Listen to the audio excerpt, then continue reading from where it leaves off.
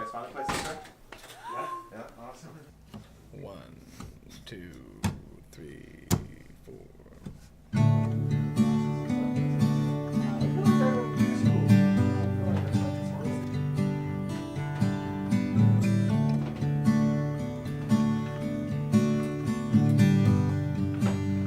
I think it just has a line of its own. I think it's When I go to Baltimore, need no carpet on my floor.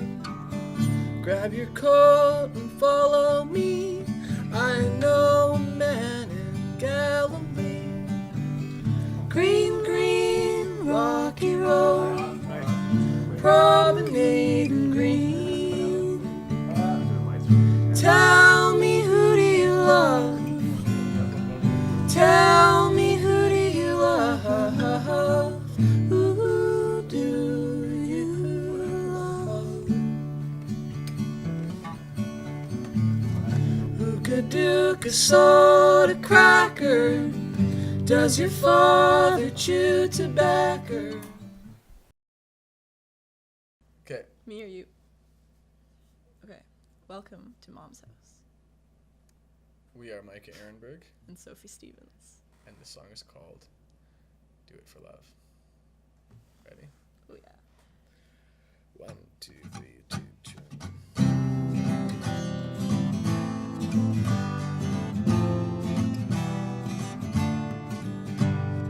I had a friend when I was a kid. He was afraid of becoming a man. He talked lightly of money, and growing a beard. He was all that his papa could stand. And he got to the age where he filled up with rage, like an hourglass fills up with sand. But even though he was so low, he knew how to live for the day. Hey, even when he was 10, he could make a bright color from gray. Hey, he did it for love. He did it for pain. He did it for all that he'd been through before, and he did it again. I had a friend when I lived in LA. He had long hair and only wore black. I met him at the house of a man or a mouse. He didn't talk till I played Townes Van Zandt. And at that point in time, he would say down the line, we became friends and never looked back. But even though what you know is what you know, well, it's who that remains. Hey, even then it's a countdown from when you might meet up again. Hey, so do it for love, and do it for pain, and do it for all that you've been through before, and then do it again. All into all we remain, some small we behave like the rest of the world. There ain't nothing that you can do and not feel blue and not be untrue. It just ain't that way. So live for the day and live for the hour and live for the minute you came to this earth and the minute you'll leave. Do it for love and do it for pain. Do it for all that you've been through before, and then do it again, and again, and again, and again, and again, and again, and again, and again, and again, and again,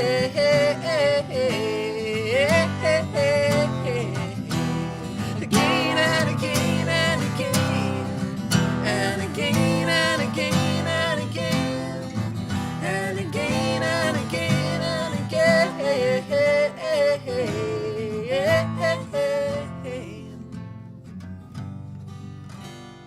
I had a friend when I was a kid.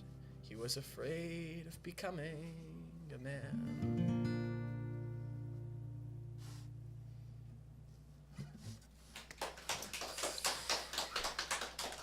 Did it. For love. Gosh. All right, that was great. Thanks for the song. It was really nice. I have to ask about the dog. I had actual questions, but the dog has been like sort of a very prominent presence in the performance today. So what is the story? His name is Sean the Punisher. Okay. And he goes by Punisher. You can't just call him Sean. Just Okay, so you know. that's good to know. Yeah. He was purchased in Gimli and has followed around in every performance since. So. Oh, really? Okay. Yeah. I think he's actually the cause of any good musicality between us. So. Is it a good luck charm, or is it just that you've been doing it for so long now you have to do it? Maybe both. I don't know. What do you think? Only the Punisher knows. Why is he the Punisher? And unfortunately, he Well, hasn't spoken very much. He hasn't. He's a Punisher because his clompers are huge, but his stompers are even more huge. Right. So he's able to punish right, okay. very adequately. Yeah. That makes sense. So now for an actual question with the music stuff. How long have you guys been doing this, collaborating like this? Not long. Well, it's the second thing. Yeah. This is our second performance together. How long is not long though? Like in terms of actual time, what do you think? Like a month. Okay. Yeah. Well, like we jammed for the first time in August, late August. Okay. And now it is February. Yeah. So it's been a while. Oh, yeah. But I was gone for a long time, and then I came back. We like just started jamming again. Right. Or just started jamming, pretty much. So how did this come together with the two of you working together? Can I answer this question? Yeah. Why was there a sigh there? Because it's just like, I was just like really a fan of his music, so I was like, I'm just gonna learn every one of his songs. Oh, cool. So it's embarrassing. When we met, she had already learned my entire last album. That's actually, I learned all the harmonies. I didn't learn the actual music until later. That's still learning the album. It's still embarrassing. That's cool though, actually. No, it's like because you come ready, right? You're very prepared. Yeah, I was like, okay, well, nobody has ever been that passionate about playing in this band. So is this like is this a going thing now? Are you guys going to be doing more shows together, things like that? Hopefully. Yeah, let's Your hit call. my guts. Yeah. Your call. Yeah. I guess. I'm into it. I haven't been too disappointed yet. Right. Not yet. Yeah. So does this? I know you play with a full band as well. Right. Are you going to be part of that, or is this a separate thing? Is it like an acoustic with the two of you, or is it going to potentially expand to those? Sophie's in the band. Cool. But also, like, Sophie, like, is an incredible songwriter, and if you ever want to like take off and do your own thing, thanks, dude. I'm like, I want you to play in my band, but also I'd fully support the devotion to your own thing. Thanks, man. Yeah. I'll try. Yeah. Why can't we have both? Yeah. I'll even quit my own band. And join my band? To help you out. Oh, yeah, okay. to join your Awesome. band if you wanted that. Yeah. Yeah. That's perfect. Well, it's funny you mentioned Gimli with the dog thing. I mean, again, to dwell on the dog, but I guess it was last winter. I rented a cottage through Airbnb for a couple days out near Gimli, and where was that? What's that? Where was that? It was just like out in the woods somewhere. It was like in the middle of the woods, and they have they had a record player there and a bunch of records, and it's the typical stuff you'd find at a cottage. There's like Kenny Rogers and shit, and there's Gordon Lightfoot, all these things, and then your record was there. Whose place was it? I can't remember their names, but it was like an Airbnb thing, and your Poor Mike's Toe record was in the collection. Hilarious. And I was like, that's cool. And then you being from Matlock, right? And this is Gimli, you kind of have this, I guess, rural Manitoba. You might have that locked down, that audience or something. I don't have a question about that. I just wanted to. I thought it was cool. I probably gave them that record. Probably, yeah. It was the only local record in the bin too. So it's all this stuff, like kind of typical dollar bin used stuff. And then there you go. There's your record. Right. So. Well, that is where my record belongs. In the dollar bin, yeah. Yeah. But before we started, before you actually started playing and stuff, you'd mentioned just like in conversation that you kind of missed living out in the country, and I think some of the guys here were saying that too. Do you what is it about rural Manitoba? I guess Matlock particularly that you like. What is the appeal to you? Not as much going on. Okay. Or like more going on, but more time for creativity and recording space and because of the just less noise and action. Yeah, and like if I want to go and see friends, then it's like I have to drive 20 minutes to Gimli. Right. And if I want to have a beer, then I can't drive home. So then it's like kind of like we go to the bar every once in a while, hang out, stay at a friend's place. Right. And then other than that, I could just stay home and be forced to make music. Right. Yeah. Whereas in the city, I guess you have the distractions. You can. Yeah, and in the city, there's just so many things happening, shows to go to, and Cool. which is all great stuff. But Yeah. yeah. Cool. Well, I noticed that your shirts do have the big Matlock thing at the bottom there Right. too. So you're Pretty obviously proud. very, very proud of the Pretty real proud stuff. of it, yeah. That's cool. Do you like are the songs that you're doing today? The two of you, are those songs that you already have in your regular set, and you've kind of just Yeah. adapted them to a duo format? They're new songs. Okay. They're going to be on the upcoming record. Okay, cool. Yeah. Cool. How do you decide which ones to do in a situation like this? I mean, because obviously you can play acoustically, and obviously this is a different format than with your full band. But is there sort of a type of song that works best for this kind of setting, like the of your catalog songs? Slow, sad. We needed to do love songs today. Right. Okay. Yeah. It's just, Just because early in the morning, it seems like the. I don't know. Heart just I was needed not full, needed to fill it. Yeah, exactly. Yeah. Today was love song day. Do love songs Yeah. fit? I mean, I imagine with two voices, love songs probably work pretty well. Yeah. Is that sort of? They all work well. Yeah. Even They're hate pretty- songs work. yeah. Hate songs. Yeah. You have some hate songs? No. Do you have a hate song? Do you have a hate song? I'll never play them. No, but you haven't. They're there. Oh yeah. I've got songs with everything. Oh, yeah. Yeah. Pancakes, Pancakes. Yeah, dogs. Dogs made You out name of it. pancakes. It's been written. No, just kidding. No hate songs. No hate songs. That's good. I don't believe in hate Yeah. songs. Yeah. But pancake songs. I hope so. He's well, just a dirty liar. there's always that song, oh mama, I want a potato pancake or whatever. Like it's the That Peter Paul qualifies. Van Camp. That qualifies as pancake song, yeah. Yeah, well, like a flannel pancake song where he's talking about how I don't know if you remember Peter Paul Van Camp, but like he's like this guy who used to host a folk fest, and like he falls asleep and he has a dream that he's eating flannel pancakes, Flannel pancakes. and then he wakes up and his blanket's gone. That's- It's a thing. I guess, yeah. Flannel pancakes. Yeah, I just Why remember not? telling this story when I was a kid. But Yeah. anyways, Well, it makes a good story for sure. yeah. So, one thing, just thinking of flannel pancakes. One thing I've noticed about your songs, just in general, is that you tend to be very. They're stories, a lot of them. I mean, obviously not all of them, but it's very much. Whereas, I'm trying to think of a way to put this. A lot of people write songs that are very just universal and kind of from a distance, where yours seem to be more focused on individual stories, whether it's a Right. personal experience or a story of someone. Why do you write songs like that? What is the kind of what makes you focus, kind of micro focus on things versus just kind of a general? Oh, hey, here's a song about something everyone kind of can relate to, if that makes sense. Can you answer that question? Why do I do that? Why do you do that? Yeah. Okay, all right. I don't know. Because music, of course, is a very important thing for everyone else, but ultimately you're the one creating it and singing Right. it, so it should be something that you feel deep inside and helps you so that you can help others. I don't know. Good answer. That That's a pretty works? answer, I don't know if I feel that way about that. I don't know. That was just off the top of my Yeah. head, man. No, that's true though. Sometimes it's like sometimes it's not like a personal thing. Like sometimes it's like something I see something and Right. I want to write about it, and sometimes it's like you see something but you don't want to like expose somebody's story, so you write about yourself. Okay. You know. You like adapt it to. But it's to not you, spill it's water like- myself. It's like- Hope yeah. you guys got that. Yeah. It's just so specific for each different song, but I get what you mean, like with stories. Well, there are some songwriters who do just big picture stuff, right? And it's something that's just kind of like a feeling that everyone can, instantly relate to. But I feel like yours is more hyper specific, Right. whether it is or not, right? I mean, it Yeah. comes across like that. And maybe it's like easier to like attach a feeling or meaning for me or something. I Okay. don't really know. Okay. I don't know. Yeah. And literal lyrics are always like, I don't know, more fun to sing, I think. Okay. Yeah. It's like, I don't know. I mean, Yeah. flowery language is good, but like, I don't know. Sometimes it's To an fun to extent. be, yeah. Just in the 60s. Yeah. The 60s had a lot of literal songs too, though, right? Yeah. I mean, I'm just yeah. So, I mean, as someone who learned all of the harmonies to his songs, what drew you to them? Like, what is it about his songs that you liked enough to go that far with? Gee, I don't know. I Or do just you do that like, for everyone? no offense, but like, yeah, like I really like Micah's music was probably the first like local stuff that I'd actually heard, and I was like, oh, cool. There's like stuff that doesn't suck here. Well, And, sounds like well, no, I was a jaded youth, Right. and it was just really nice to hear, and it was just like, I don't know, I dug every tune on the album, and I really liked doing harmonies, and being pretentious in that way. So yeah, I don't know. Yeah, you're all right, I guess.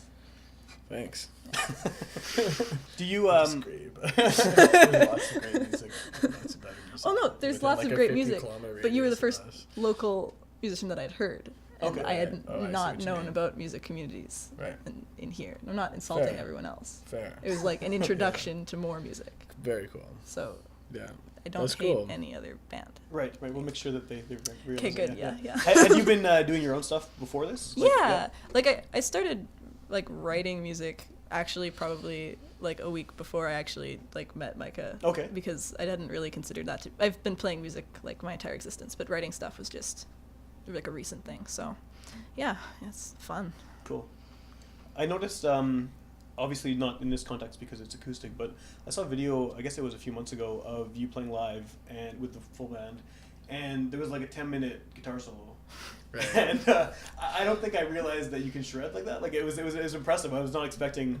I think because of the general tone of your stuff, I didn't expect like this ridiculous solo. Right. So like, I mean, I noticed too when you were playing some stuff here, you throw in a couple little riffs in every once in a while, little licks and things. But I mean, do you?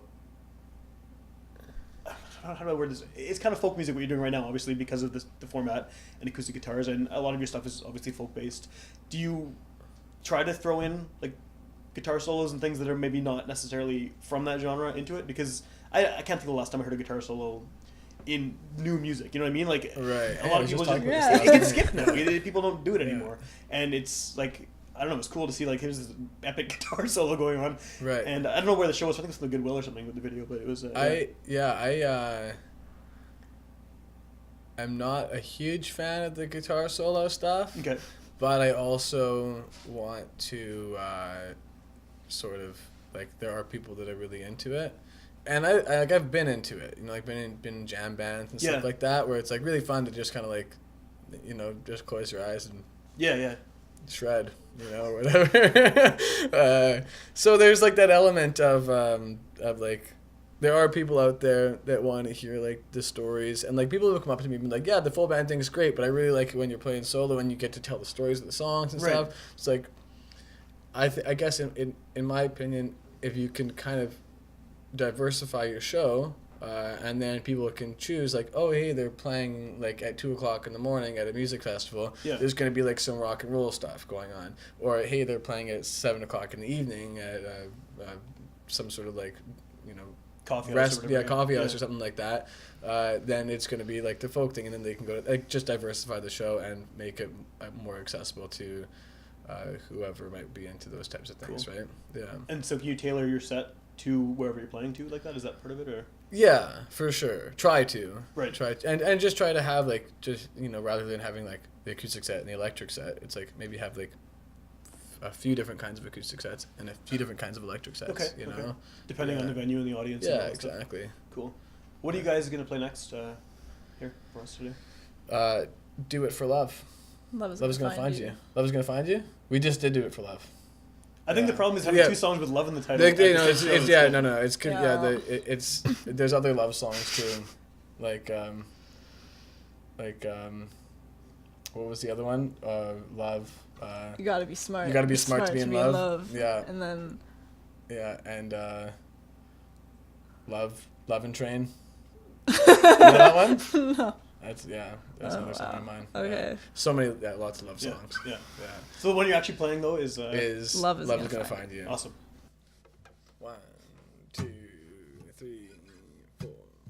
Don't you worry about it, love is gonna find you, love is gonna find you in the end. Even on a gray day, don't be afraid, babe, love is gonna find you in the end.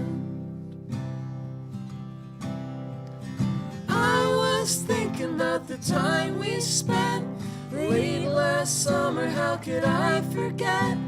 I felt something that I couldn't explain,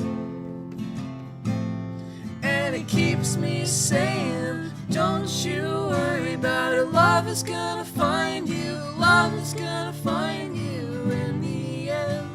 Even on a gray day, don't be afraid, babe, love is gonna find you in the end.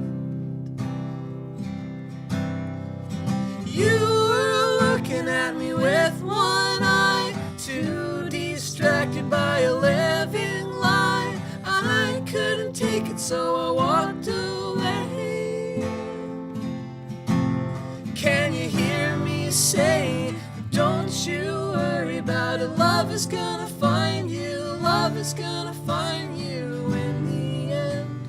Even on a gray day, don't be afraid, babe, love is gonna find you in the end. Through all the daily troubles, you can rely on me. Check out myself in double vision to help me see. Patience will set love free. Don't you worry about it, love is gonna find you, love is gonna find you in the end.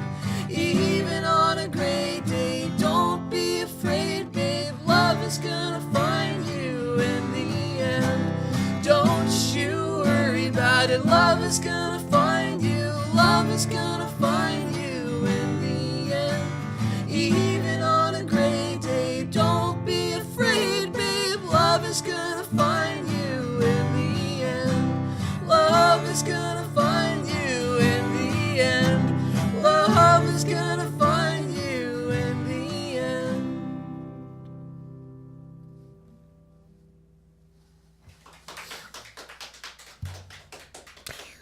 That was weird. That was like a side five.